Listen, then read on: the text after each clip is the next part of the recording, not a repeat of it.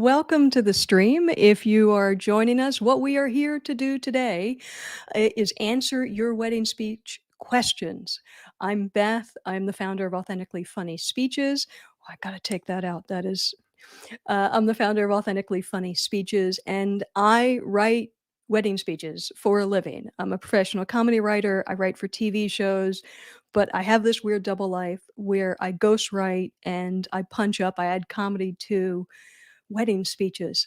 It's a thing I fell into and I absolutely love it. I've been doing it for about 5 years now, and I've helped people with hundreds of wedding speeches. So now once a month, what I like to do here on the channel is invite you to send in your questions, your obstacles, what are you dealing with? And we just go through and answer them and help as best we can. So if you are in the chat, please let me know what kind of speech you're working on. Are you a father of the bride? Are you a maid of honor? Best man? Are you part of the couple getting married? Drop it in the chat. If you have any questions, drop them in the chat. We've been asking for them all week. So I've got some questions to start with, but if anyone in the chat has a question, just go ahead and ask it and we will get to it. So, oh, and if you're watching on replay, all of the questions, obviously you can't ask a question live if it's on replay, but all of the questions that we answer, I timestamp them and I put them in the description. So if you go down to the description, you'll see listed question by question what we covered, and you can find the question that you need answered. Also, in the description, there's lots more resources for you. I've got a wedding speech guide you can download for free. I've got some other playlists for the YouTube channel that will help you with whatever kind of speech it is that you're working on. And I've also got a form where you can, if you're watching on replay now, where you can send in a question for next month's stream.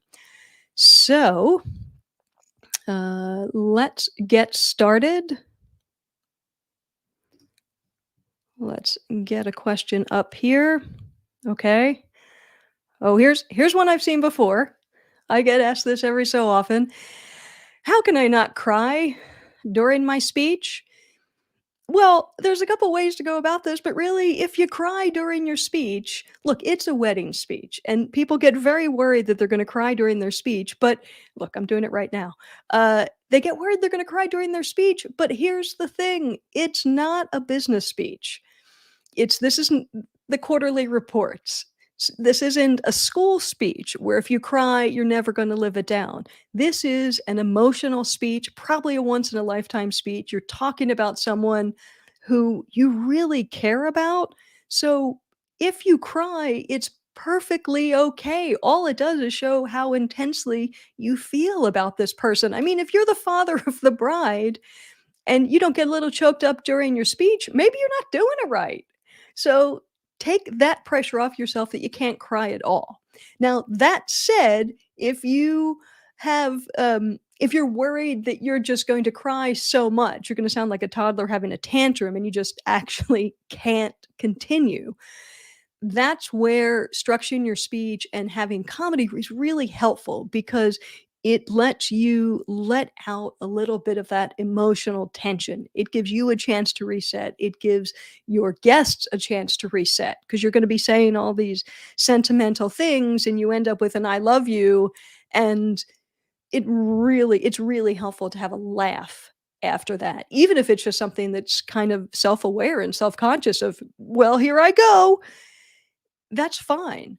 Honesty is great. Honesty is helpful, and it's funny. It works for comedic purposes. I mean, if you are going up there and you're worried that you are just going to cry so hard during this speech, you're barely going to be able to get through it, open with it.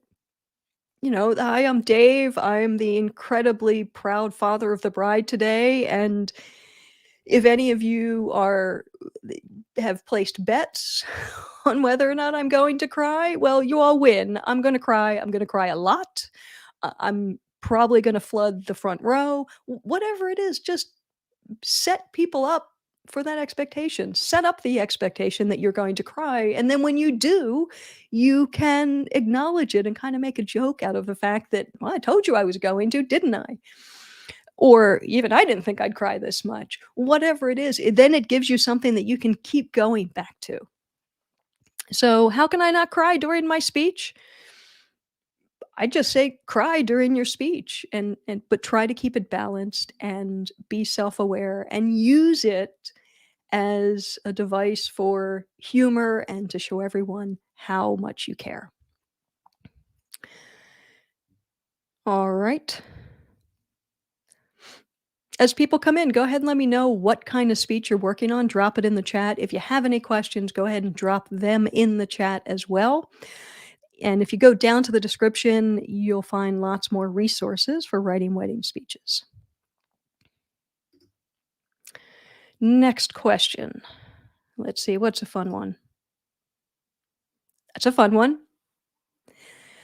How to think of funny stories for wedding speech. So I assume this is maid of honor, best man, father of the bride, maybe maybe best man, feeling the pressure to be funny and wants to know how to think of funny stories for the wedding speech. Well, that's a process that's brainstorming. And brainstorming is a process that can start way before you sit down at your computer to start writing. And it's actually helpful the sooner you start it, the easier your writing's going to be. So it if when you find out you're going to be the best man, or obviously you already know, just make a note in your phone.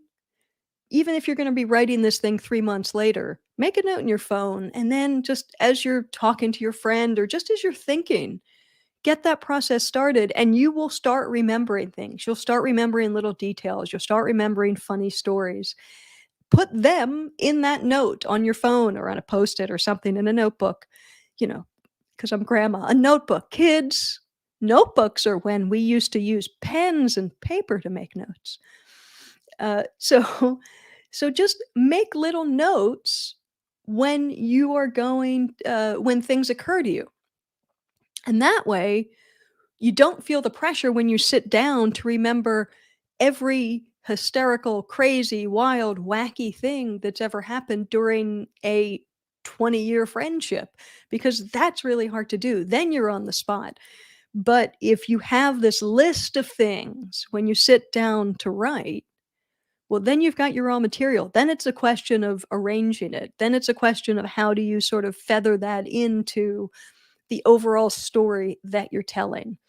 Then you have those illustrations that you can add to each characteristic that you're talking about. You know, if you say someone, Dave's the kind of guy who would do anything for you, you might have on your list a story of how Dave, drove 400 miles to go pick you up, but he had a beater of a car and the car died. So now when you say something, you've got this great story to go along with it.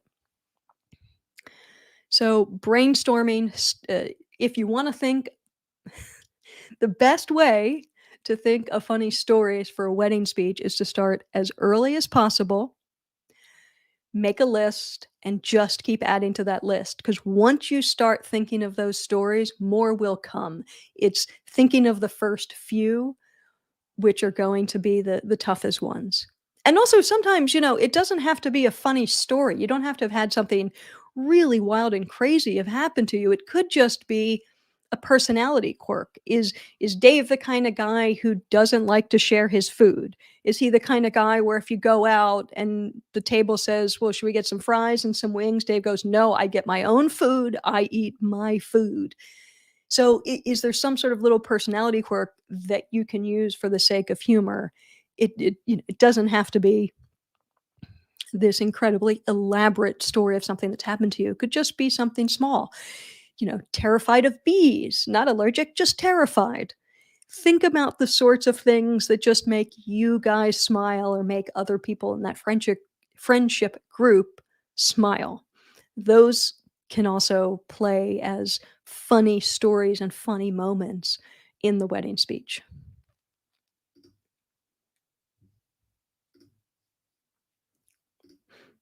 What else we got here? Welcome to the stream. If you're just joining us, for about the next hour or so, I'm going to be answering your wedding speech questions. My name's Beth. I'm the founder of Authentically Funny Speeches. I write and add humor to wedding speeches, all kind of speeches, really. But no one tunes in for that eulogy Q&A. So I do the wedding speech Q&A. I'm also a professional comedy writer. I've got a bunch of Emmys. I've written for Ellen, Letterman, Leno, the Academy Awards, all kinds of stuff. So I come at this from a professional comedy point of view. I also did stand up for a long time. So that's why I love helping people add humor to these emotional moments.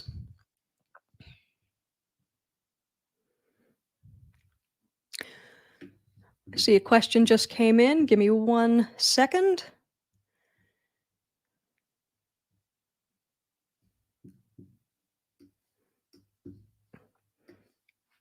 This is a great one.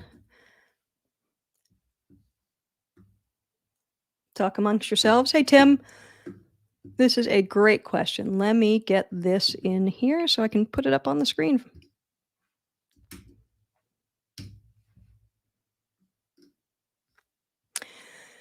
Hey, Tim, welcome to the stream. Thanks for asking your question. Thanks for coming. I don't know if you're the father of the bride or the best man, but either way, congratulations. So the question is it the father of the bride or best man responsibility to thank people involved in the planning and executing of the wedding?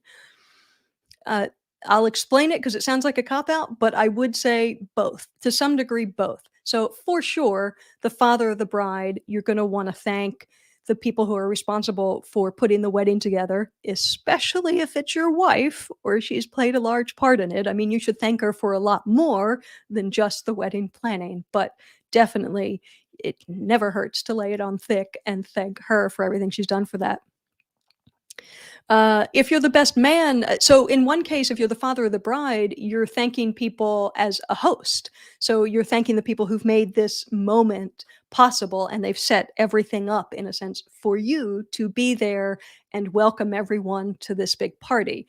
So you're in the role of host. If you're the best man, you are thanking the people involved in planning and executing the wedding as a guest. You're speaking on behalf of all the guests, and you can even use that language and just say, on behalf of, this is amazing. I mean, can you believe this weekend? So I think on behalf of all the guests, I'd love to thank. And in that case, usually uh, traditionally, it's the bride's family who's paying for the wedding and they are the traditional hosts. But I always find it's safer because you don't know who paid for what to thank all of our hosts, and then you can kind of name check the parents of the bride and the parents of the groom. So this is amazing. Thank you for such an incredible wedding weekend. I think on behalf of everyone, I'd like to thank Dave and Sally and Scott and Michelle for uh, spoiling us rotten for the past 3 days.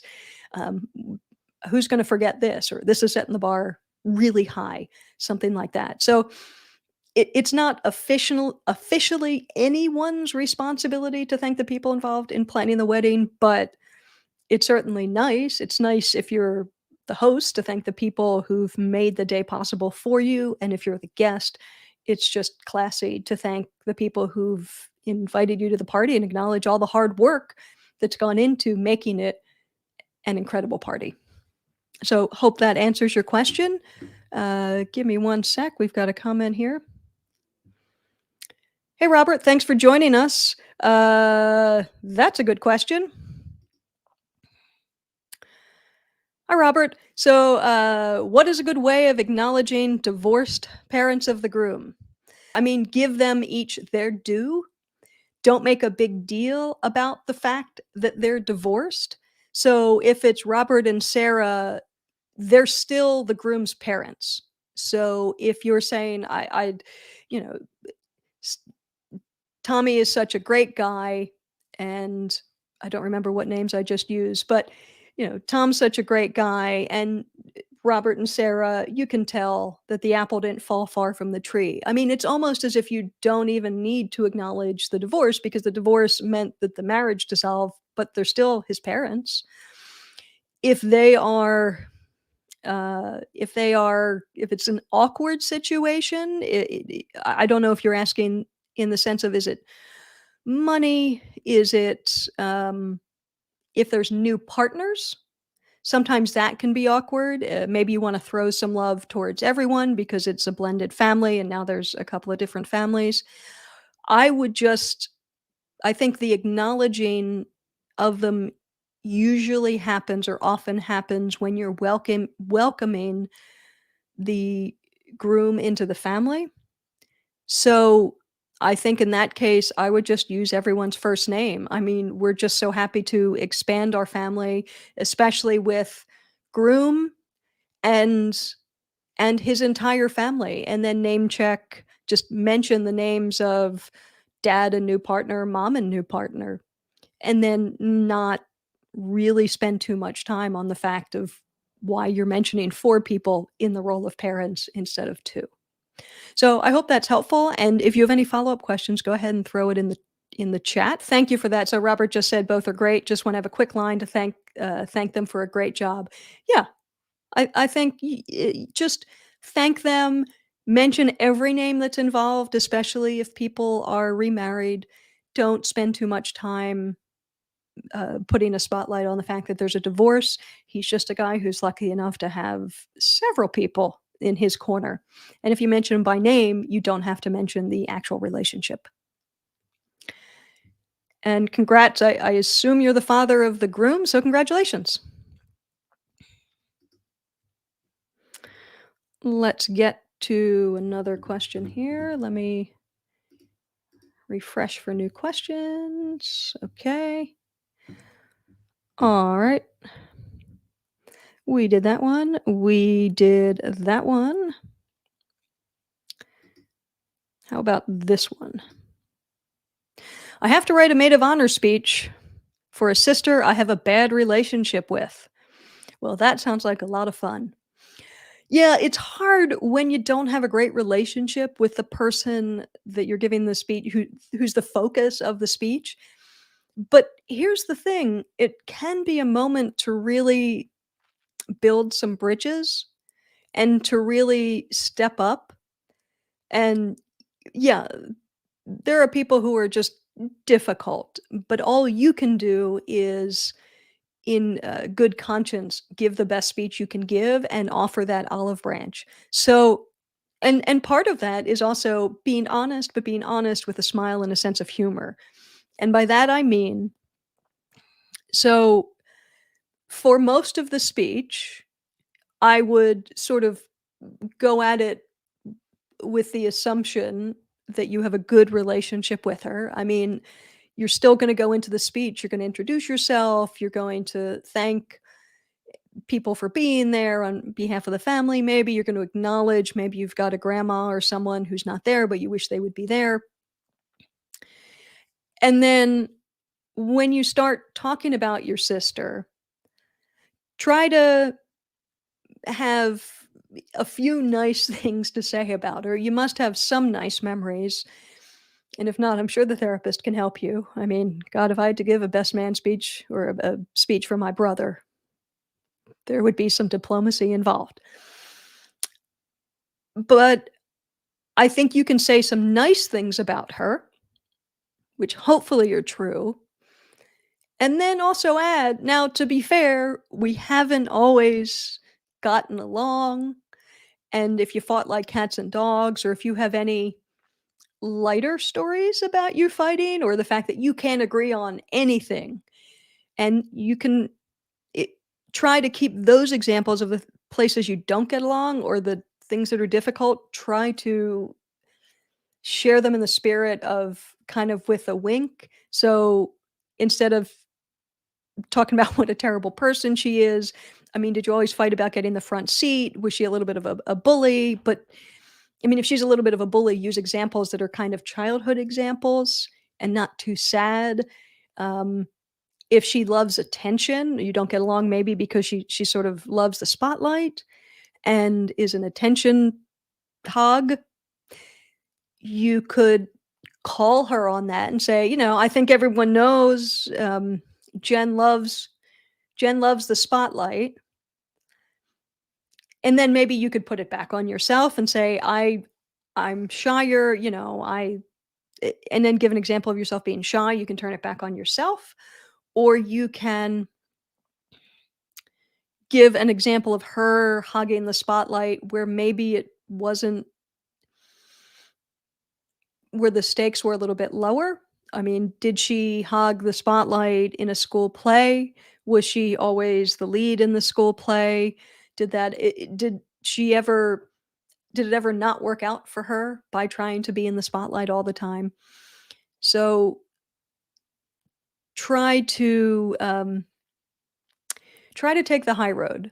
So you can be honest, but try to keep the examples that you use on the lighter side or on the childish side. I hope that helps, because it's a sister you don't have a great relationship with, and sometimes that means we're just close in age and we're really competitive. And sometimes I have a bad relationship with my sister. It's because she's been sleeping, she slept with my boyfriend since we were in high school. So I don't know what the exact situation is, but uh, it's always good to sort of go, well, we haven't always gotten along, or we haven't always been the best of friends. So once you say that, then the examples that you have of you two not getting along, it makes them a little more gentle. And I would say, make sure you say, for all but still, at the end of the day, you're my sister and I love you and I wish you the best. Like, really, I wouldn't say lay it on thick at the end, but be hopeful, be positive. If you can stand to do it, tell her that you love her. Try to try to use it as a moment to move everything forward. Because by the way, if she's a difficult person, if she's a piece of work, everyone in that room will already know it. And you taking the high road, or you using little tiny euphemisms, not being passive aggressive, but you using little tiny cues, little euphemisms of, she's very particular, but say it with a smile on your face. She enjoys being the center of attention. Say it with a smile on your face, follow it with an example that is on the lighter side.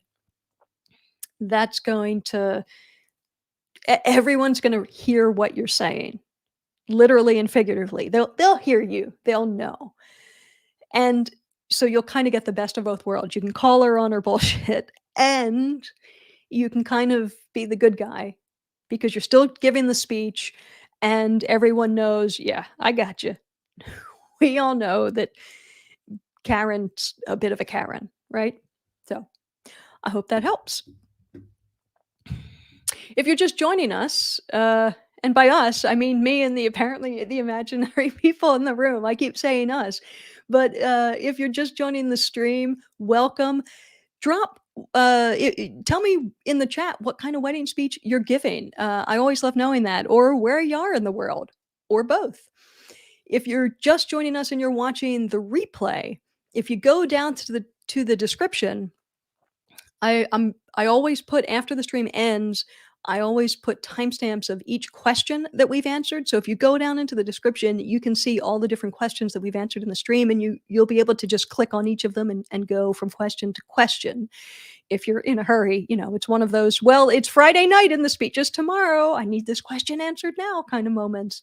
You can go ahead and do that. And also in the description, I've got lots of other resources for you. I've got playlists. I've got there's a free wedding speech guide that goes through all the whole outline of a great speech. So, oh, let's see. There's a comment in here. Oh, you're very welcome, Robert. Thank you very much for joining us today. Again, I keep saying us. Thank you for joining the stream today.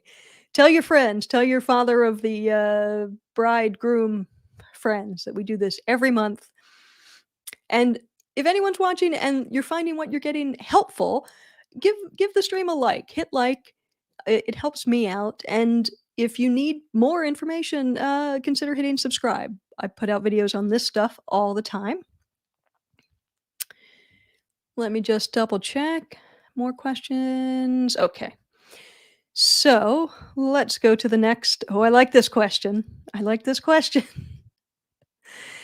Wife is mad because I won't let her read my father of the bride speech in advance. Oh,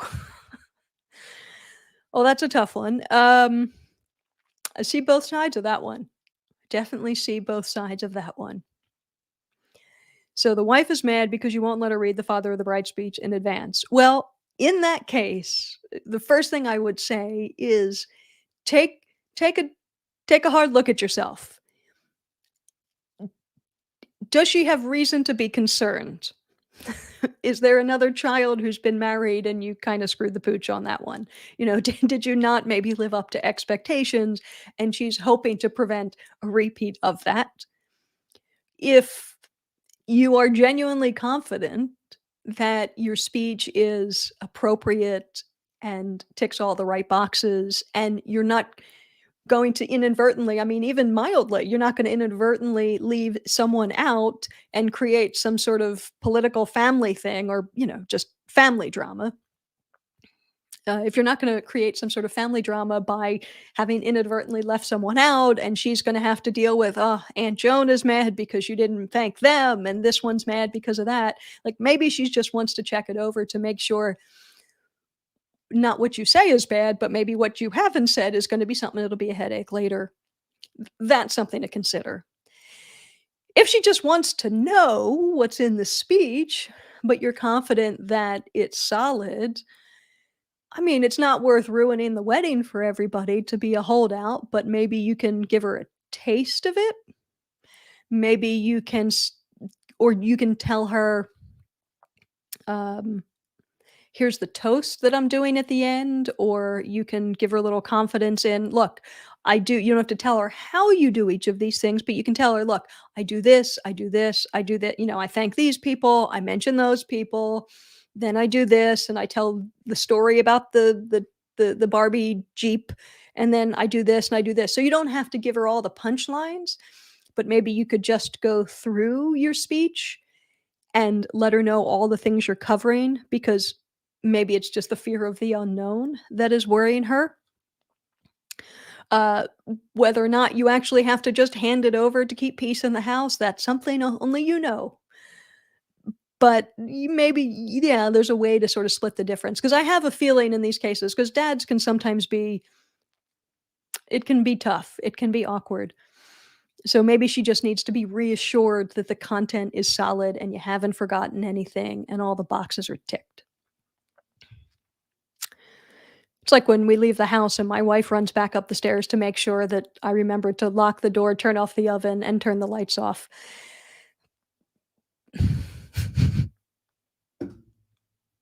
Me telling her doesn't do it, but if I say, "No, I remember, I locked the door, I turned off the oven, and I turned the lights off," sometimes that's enough. Good luck with that.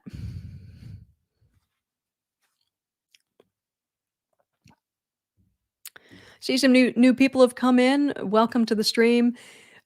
We're answering your wedding speech questions for the next hour or so. If you've got a question, just put it in the chat and I'll answer it. Right now, I'm answering questions that people have sent in over the course of the week, but I toggle in and out of that. So I'm happy to answer any questions you've got or just commiserate. If you're giving a wedding speech, you're probably here because you're a little bit concerned about it.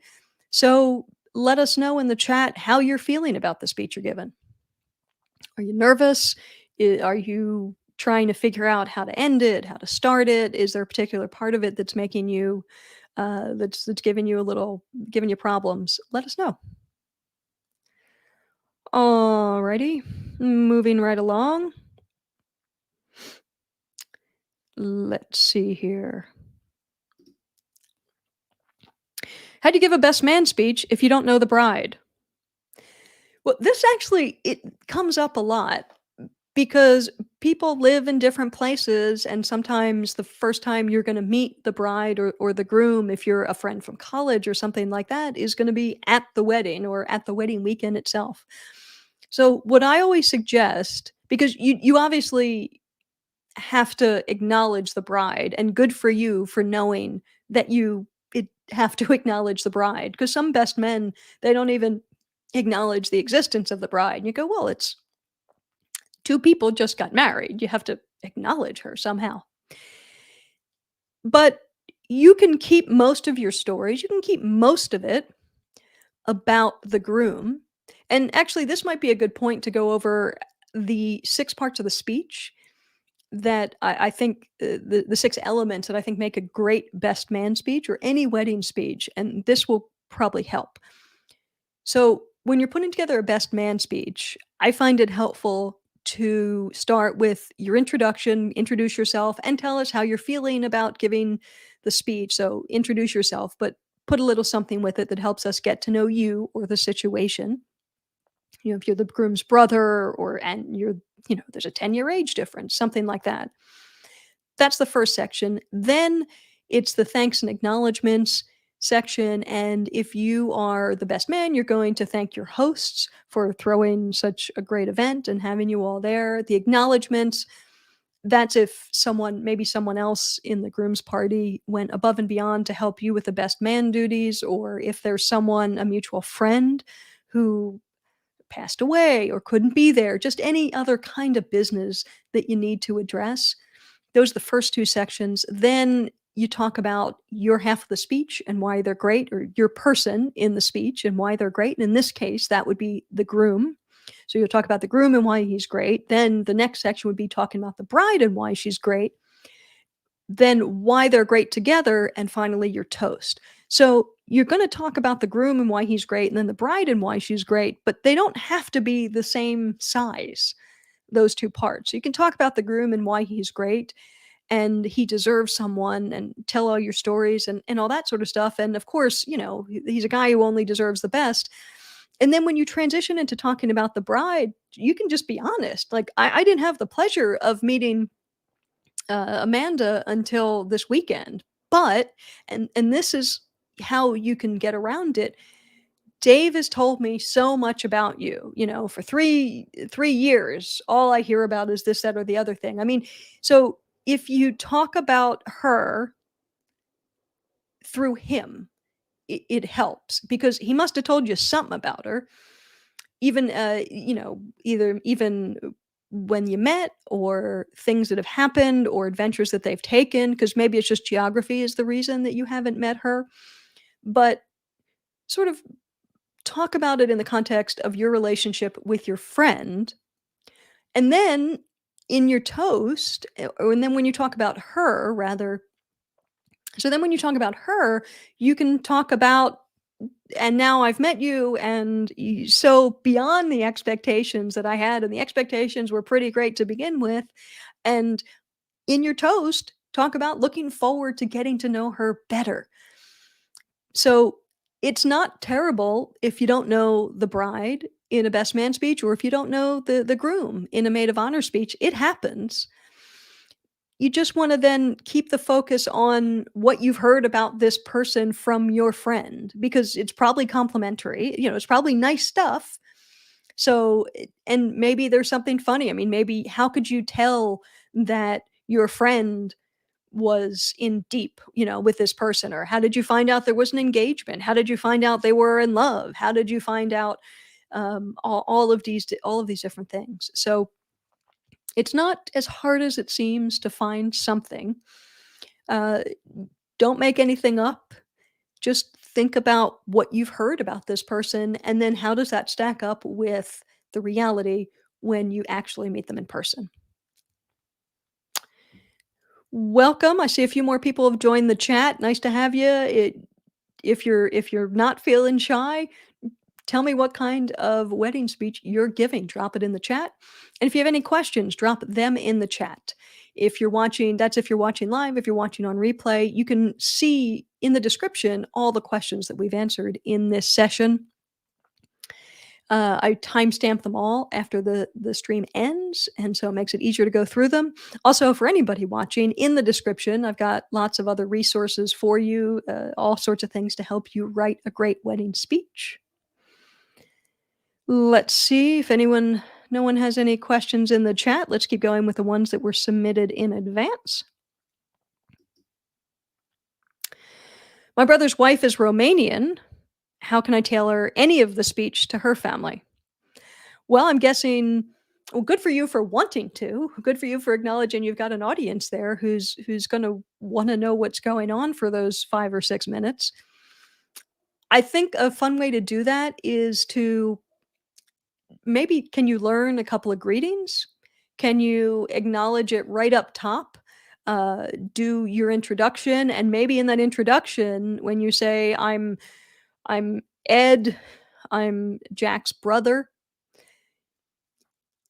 see if you can use Google Translate or something to translate just that sentence.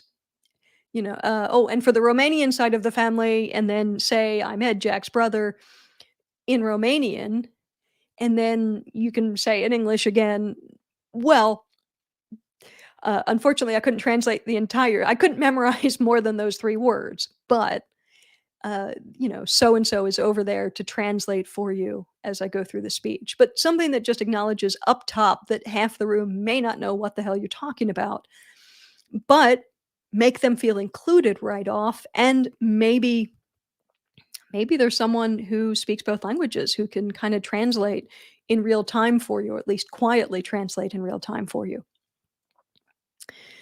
Also something that's, nice to do also in this case, have you gotten a taste of Romanian culture because your brother is marrying a girl who's Romanian? So you could also later on in your speech when you're talking about why they're great together as a couple, you can list the fact that, well, now you're getting to try Romanian food, and in that, were there any foods that really surprised you, or you absolutely loved, or you couldn't eat because they were too spicy? Like, what was your personal experience with that stuff? Because they'll love that. And then at the very end of your speech, uh, you can find out what the cheers is, what a Romanian toast is, and use that for your toast. So that way you can include them in your toast, even if you're not bilingual, even if your entire speech is not both in Romanian and in English, they can feel included from the very beginning. You're acknowledging that they're there. You're not just ignoring it and just continuing on in English and only playing to half the room. And then you can kinda mention them midway through, and that's where you're talking about your experience with Romanian culture, and then you're the fish out of water as well, because they may kinda be the fish out of water at this wedding. It's a lot of people that speak English, and maybe they don't speak English. But if you talk about your experience with Romanian culture, well, when you're in their house and you're eating their food and everyone's speaking Romanian, you're the fish out of water. So that talking about those experiences kinda levels the playing field. And then yeah, and then at the end, give your toast, just the cheers part, whatever Prost or L'chaim is in Romanian, throw that in, and that'll be a really nice gesture, and they're really gonna appreciate it because they're probably not gonna be expecting you to make any kind of effort just because most people don't think to do it. So the fact that you've made an effort is gonna go a long, long way.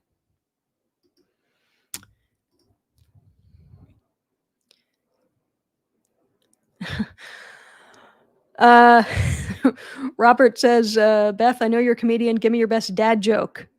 We don't do dad jokes here. That's the whole point. This is all about truth. And life is funny and truth is funny, and that way you don't have to rely on dad jokes. I pay my mortgage helping helping guys stay away from dad jokes. All that said, give me a second. I'll think of one. I'm thinking of all the jokes my dad used to tell, and they were past dad jokes. They were jokes that were just probably inappropriate, and ones I probably shouldn't share in a public way. But I like the way you think. Thank you for asking that. I have seen some tough jokes in. They're not dad jokes.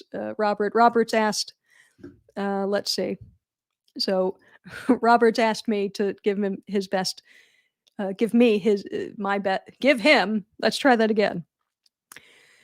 Robert has asked me to give him my best dad joke. I've seen some pretty spectacular dad jokes in Father of the Bride speeches as they come to me because I have a service where I will audit your speech. I'll give you feedback on your speech. So I can write it totally start to finish, or you can send me your speech and I'll give you feedback on it and notes and help you make it better after you've written it yourself.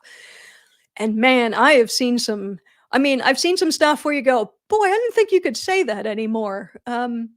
Jokes about marrying into a Korean family and eating dog, and "Oh, the family's Jewish, and I'm surprised they spent this much on the wedding." And you go, "Oh, yeah, I mean, I don't think we tell those jokes anymore. Maybe, maybe there's a different way to say that, or not say it at all." Um, yeah, dads sometimes sometimes dads need a filter. Maybe that's going back to the question about, we had a question earlier where a guy's wife really wanted to read the speech before, her husband delivered the father of the bride speech. So now I'm thinking the wife may be right. She may have a case. I have seen a few awkward moments come in father of the bride speeches, and to be fair, none of them have ever been done out of hate or malice, and context is everything. So none of these people were writing these jokes with the intent of offending people. They just didn't quite understand what would be funny to other people, which is an important distinction, especially in 2023 when everyone gets all up in arms and wants to cancel stuff. You go, well, let's take a second and figure out context.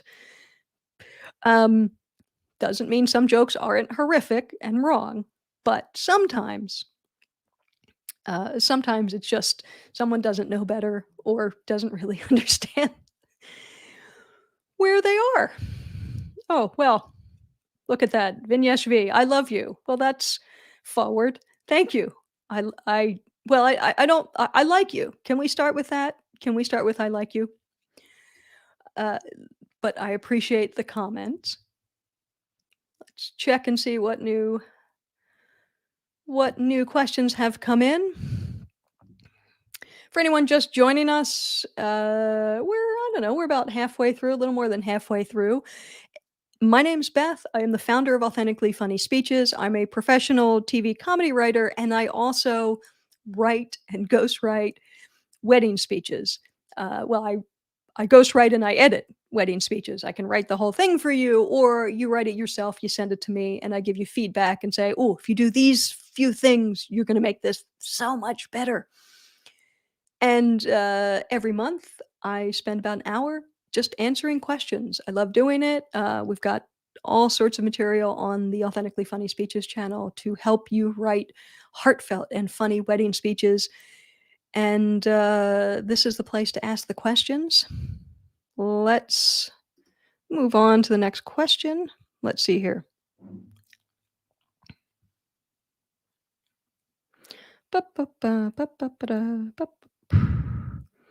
How about, oh, some good questions here. All right. I need to give a best man speech in front of hundreds of people. All right, already, feel for you.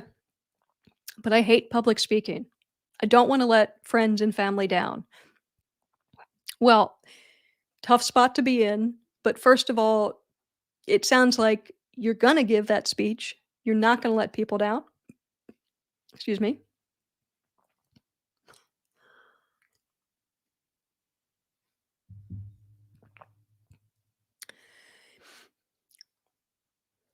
Should not have had a soda right before this stream. So this question is, I need to give a best man speech in front of hundreds of people, but I hate public speaking. I don't want to let friends and family down. Well, good for you for saying yes to doing it. You're not going to let people down. And I'll tell you how you do it. My best advice is when you're putting your speech together, be honest. Be honest from the very beginning of your speech. It's okay to say, to introduce yourself and say, hey, my name is Dave. Um, I'm Scott's best man, and I have to be honest with you. I am absolutely terrified. I hate speaking in public.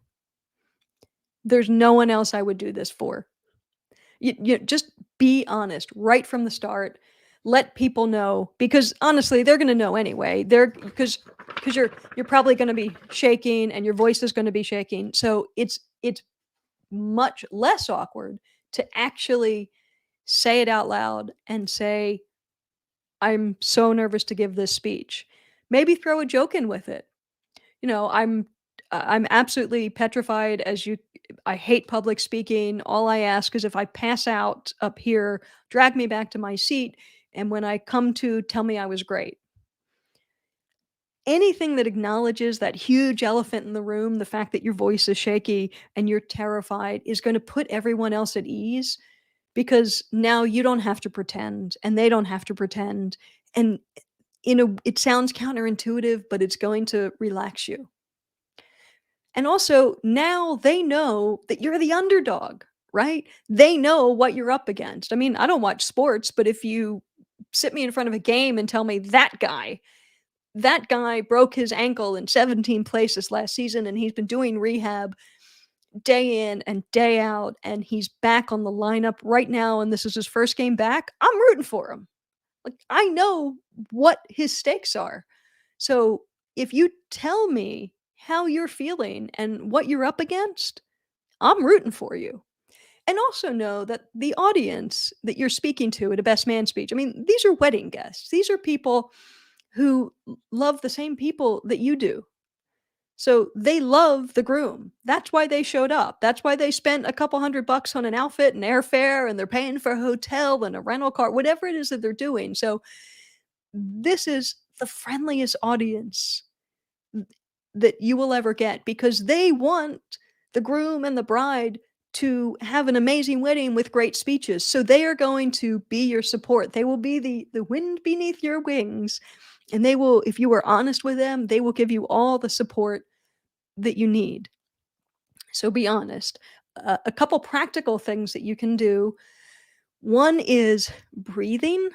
And I know this sounds silly, but before you go up to speak, go off and try to find a quiet space and maybe it's the men's room, whatever it is, and just try to take 10, 20 deep breaths, in for 3, out for 3, in for 3, out for 3, because the panic that you feel going up to speak, it's it's that fight or flight mechanism in your body. I mean, it's essentially it's like you're getting chased by a bear and your body's saying, "Run away, run away." But the more oxygen you put into yourself and the more oxygen you get into your muscles, it it slows down that response. You're still gonna be nervous, but you'll feel like you have a little bit more control. It's also sort of like, just stretching or loosening up before you go for a jog. It's gonna make it that little bit easier. Something else you can do that's gonna make you feel better on the day, if you really wanna feel good about it, practice your speech. Put put time into your speech, write a great speech, write a solid speech, one that you're confident in, or at least reasonably confident in, and then read it out loud over and over and over again. Because reading it out loud, it makes it real. So it's not the same to just look at it with your eyes and read it. Literally in a room on your own, alone in a room, just read your speech out loud over and over again, just to the dog, the cat, the wall, the neighbor on the other side of the wall. It's going to create muscle memory so that you're more confident in what you're saying. It's going to help you edit your speech a little bit here, a little bit there, which is going to make it more conversational. You want to have your speech be conversational. And it's going to help with your coordination because it's the same as learning a new dance step. You look horrible and it's totally awkward the first 20 times you do it. And then eventually your body goes, "Oh, I see. I put this here. I put that there. I do that. Okay. Yeah, I get that." And it's the same thing with reading something out loud. It's the eyes, the mouth, the brain all getting coordinated. And the only way to do it is reps, just repetition. But that's also a good thing because that's doable, right? Practice it in your car. Well, not if you have to read it, I guess, but maybe record it and then practice along with the recording of it in your car. The more you do that, the more confident you feel in your delivery. It'll be just one less thing that's terrifying you on the day. It's having trying to get control over the things you can get control of. But all that said, you are gonna be delivering the speech in front of a room full of people who love the same person you do and want them to have a great experience. And you, as the best man, are one of the representatives of you are literally the best man. You are one of the 2 or 3 people who have been chosen of the hundreds of wedding guests to go up and give a speech. But that means that that's how special you are to that couple.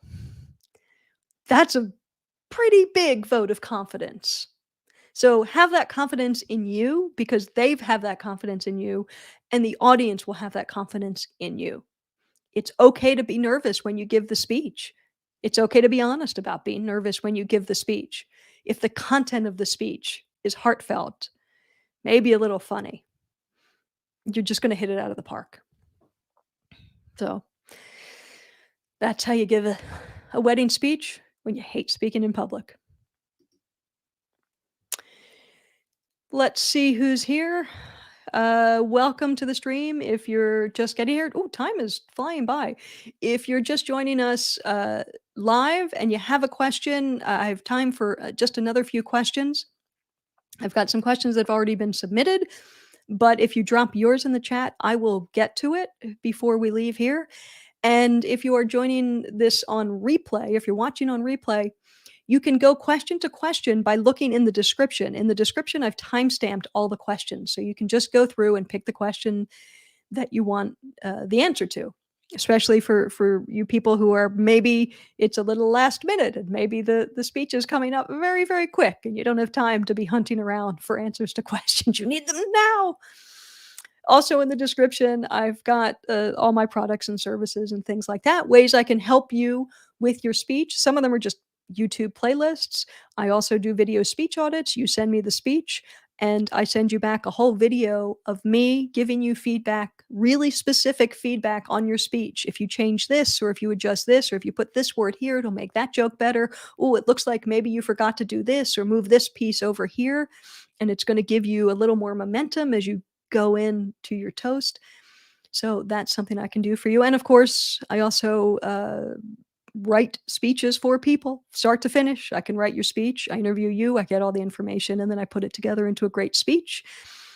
Whatever kind of help you need, I like helping people with these speeches. So I mentioned I'm a professional comedy writer. All right.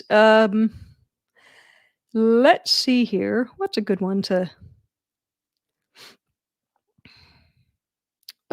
end on? Oh, here's one. Want to thank our guests for coming at our wedding, but not sure what else to say. Well, congratulations on your wedding. You're getting married. Congrats on getting married. Congrats on the upcoming wedding. Yeah, a lot of brides and a lot of couples are thanking. A lot of couples are doing speeches at their weddings now, and I love that because why wouldn't you want to go up in front of this room full of the nearest and dearest from every part of your life? That's the crazy thing about weddings. Like, oh my God, these are people that knew me when I was 5 and people I work with, all in the same room. It's pretty cool. So you want to thank the guests at your wedding, but you're not sure what else to say. Well, obviously start with thanking them, thank them for coming. There's kind of you want to thank more than just the guests. I think that's something else you can say. So you thank the guests for coming, and thank anyone who's thank your wedding party. So thank your guests for coming, thank your wedding party for help everything that they've done, and really, our best man so and so, who will probably thank the maid of honor first, but I want to thank my maid of honor, so and so, for keeping me somewhat calm and somewhat sane over the past few months. And maybe there's something funny that happened during the journey to the wedding, and thank the bridesmaids because it was probably a whole thing getting the dresses and sizes and all that kind of thing. Tell them they look great. Thank them for being there. Thank the best man for everything he's done to help the groom, or for his discretion for the bachelor party. You don't have to go too far into it. Or thank the groom's party for everything they've done. Sometimes it can be fun because you know that the whole bridal party has spent hours and hours and days and months getting ready for that moment, and the groom's party, it's like, well, we got dressed, and then we got in the car and came here. Sometimes the difference in the preparation can be a fun thing to mention.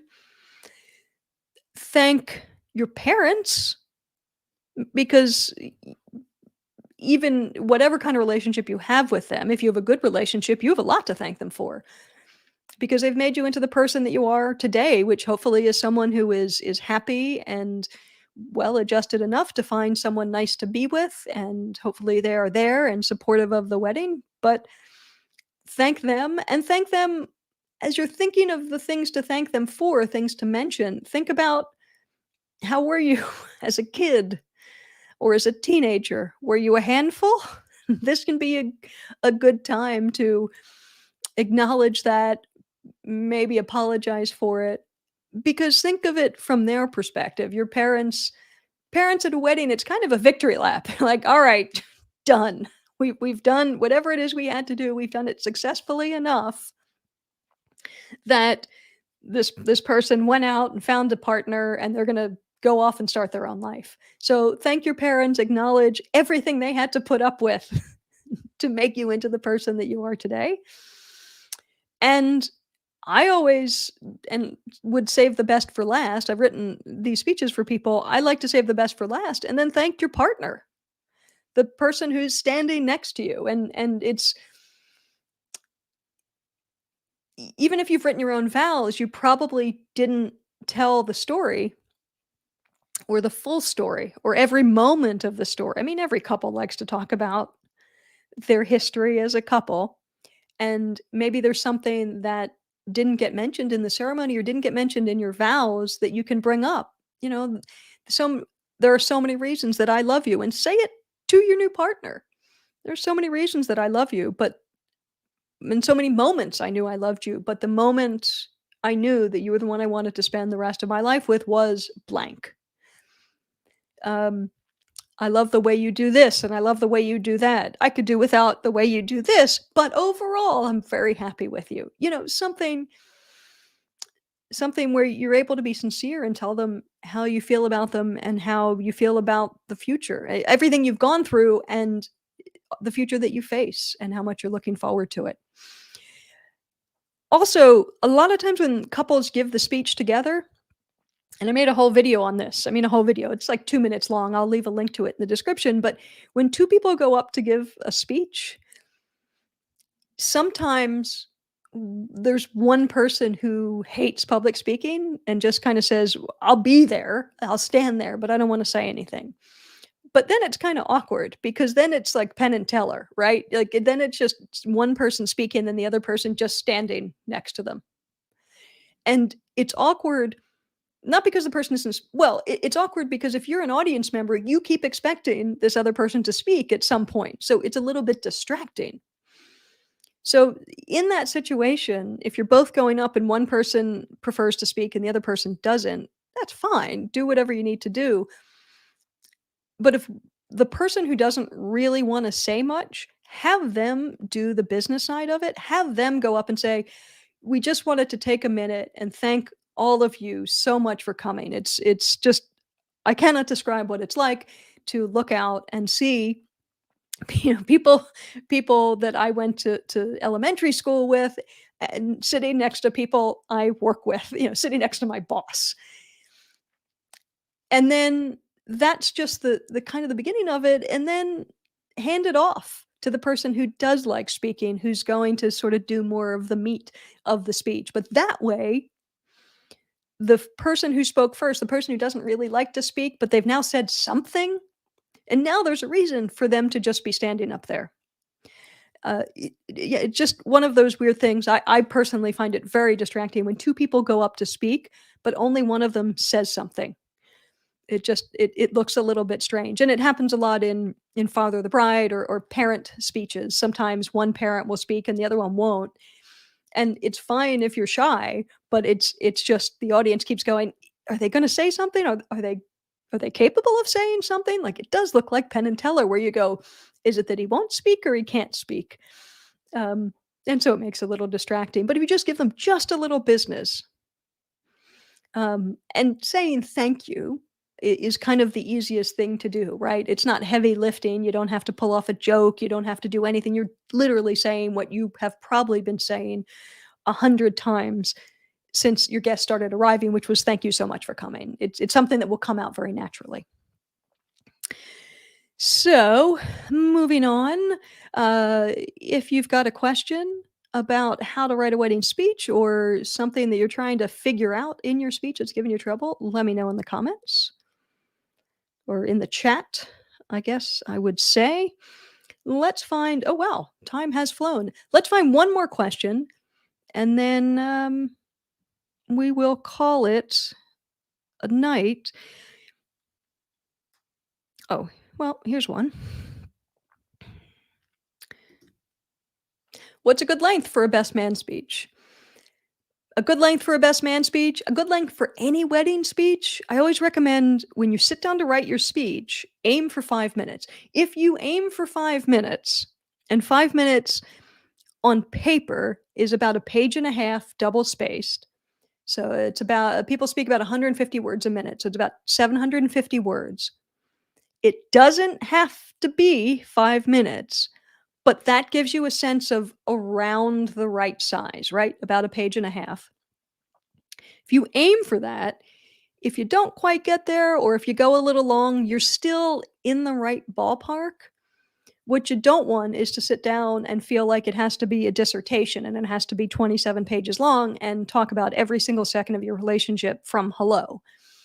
So aim for about 5 minutes. Usually 3 minutes to 7 minutes is a good length. And also, when you're asking people to speak at your wedding, suggest, well, maybe like 3 to 5 minutes, just giving them something to aim for. Because so often I talk to clients and I said, well, did they tell you how long they want you to speak? And they said, no. And people who don't speak for a living, it often don't know. I mean, 5 minutes is a really long time. 5 minutes, you can say everything you want to say and more in 5 minutes. It's a really long time. It doesn't seem like it, but it really is. So aim for 5 minutes because, well, one of the peeves that whenever I ask people what they don't like about wedding speeches, what they hate is if someone's unprepared and or if they just go on and on and on, because that's awful. You don't ever want people to be distracted wondering when your speech is going to end, or worse yet, if your speech is ever going to end. And when I tell you that this is something that I have to talk about a lot, I actually had the mug made. It's a speech, not a hostage situation. I wasn't kidding. It's a speech, not a hostage situation. So say everything you want to say it well. Usually you can get that done in 3 to 5 minutes. Hey, if you're a dad and you got 1,000 memories and it goes a little bit longer, of course, just make sure that everything in the speech has a reason to be there. Now, when you're writing the speech, just put everything in there. Don't worry in your first draft. Don't go, well, that's going to make it too long. I can't put that in. That's going to make it too long. Put everything in there in the first draft of your speech and then go through and look at what seems repetitive. You know, if you say that she this is the best man speech. So if you say that he likes to party or something like that, you don't need to say it again. And when I say it again, no, you're not just going to say he likes to party, but you may talk about another time that he's been out and about. So just put everything into the first draft of your speech and then go through and take out anything that doesn't need to be there. And what doesn't need to be there are things that are repetitive. Or maybe if there's a bunch of examples you want to list, maybe you can make them more of a list instead of telling 5 different stories. You can say, oh, he's a wild guy and he's always getting into trouble, like the time he this and he this and he this and he this. But my favorite one was when this. And that's where you tell a full story, but the 3 or 4 before that can just be mentions. They don't have to be full stories. So, think about those sorts of things when you are putting your speech together. But yeah, good length for a best man speech, about 5 minutes, 3 to 5 minutes, 3 to 7 minutes. Make sure everything has a reason for being there. That's an hour. That hour just flew by. I hope it flew by for you. I mean, it flew by for me. You may be sitting there thinking, wow, that was excruciating. Uh, thank you so much for joining me. All of the questions are going to be time stamped in the description. So go down to the description and you will find every question that was asked and a link to it takes me a minute to do it after the stream ends. You'll also find all kinds of things in the description that will help you with your wedding speech. I've got a free outline for a wedding speech. It's a free wedding speech guide. I've got playlists that have all the right kind of videos all in one place for you. And I offer all kinds of services to help you with your wedding speech, everything from writing it all the way through for you. Just I completely write the whole thing and we go back and forth and you tell me I like this, but not this, and this, but not this. And we work on it till it's perfect. Or you can write your speech and then you send it to me, and I record a video just like this of myself giving you specific feedback on your speech. I call that the video speech audit. There's a link for that also in the description. Thank you so much for watching. Drop your questions in the comments if you are watching this on replay, and I'll answer them next time. I am here doing this every month. The last Sunday of every month, we do this live Q&A. Thanks a lot, and I will see you in the next video.